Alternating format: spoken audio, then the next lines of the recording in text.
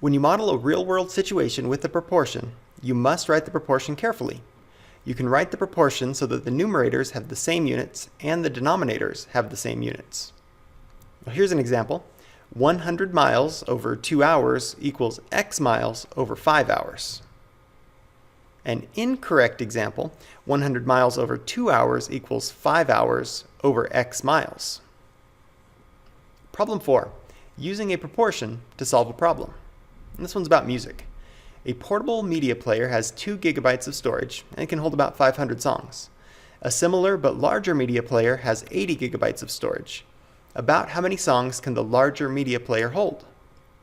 First, consider what you know. You know the smaller media player has 2 gigabytes and can hold 500 songs. You also know the larger media player has 80 gigabytes. Then consider what you need. You need the number of songs the larger player can hold. So your plan, write a proportion to model the situation. You can set up the proportion so that the numerators have the same units and the denominators have the same units.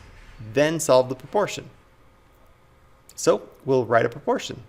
2 gigabytes over 500 songs, representing the smaller player, equals 80 gigabytes over S, an unknown quantity of songs. Then we'll use the cross products property to write 2S equals 500 times 80, and then multiplying, that's 2S equals 40,000. Finally dividing each side by 2 to isolate S, we find S equals 20,000. So we can state our answer. The larger media player can hold 20,000 songs.